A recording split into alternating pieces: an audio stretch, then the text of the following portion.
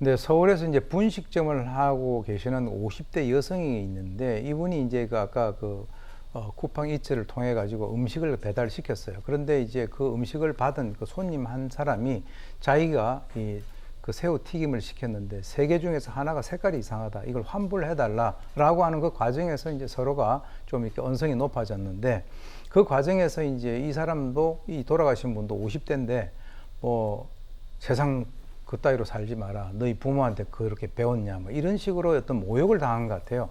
그래서 이제 그 뭐 결국은 2,000원을 갖다가 환불해 줬다라고 합니다.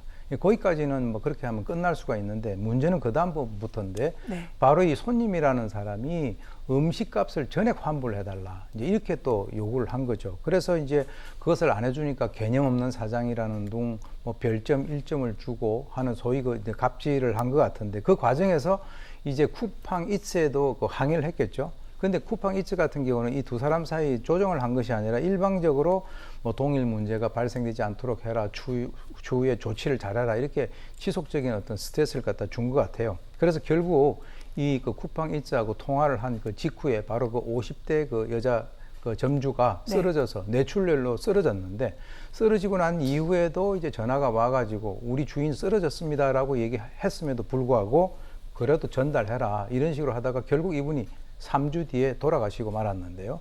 이분이 이제 이전에 별다른 어떤 그 질환이 없었다라고 하는 그런 측면에서 이 스트레스를 많이 받아서 돌아가신 것이 아닌가 지금 현재 그것으로 상당히 논란이 되고 있습니다. 네.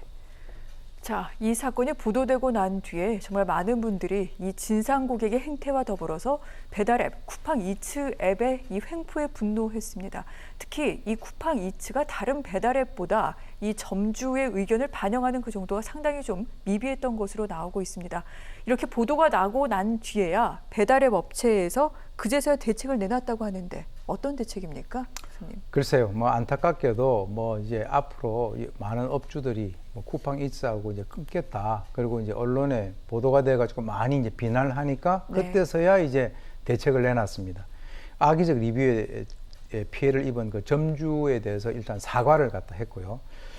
저희가 적절히 지원을 못해서 정말 미안하게 생각한다. 두 번째는 점주 보호를 위한 전담 조직, 즉 갑질 대응팀을 신설하겠다.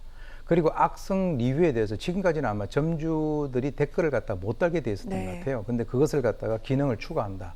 그리고 이제 전담 상담사를 배치해서 악성 리뷰에 대한 해명을 할 수 있는 그런 기능을 강화하겠다. 이렇게 얘기를 했는데 제가 볼 때는 이번 사건 같은 경우는 사실 그 2,000원 환불 받고 끝내버리시지 또 그 음식물 전체 환불을 하겠다라고 해서 무리를 해서 했던 그 고객과 그리고 이제 점주에게 어떤 기계적인 압박을 갖다가 해왔었던 그 쿠팡 이츠 이 그 양쪽에 있어서 합작품이 아닌가라고 생각이 들 정도입니다. 그래서 제가 볼 때는 이 흉기로만 사람을 죽이는 것이 아니라 말과 또는 글로서도 사람을 죽일 수 있다 이렇게 보고요.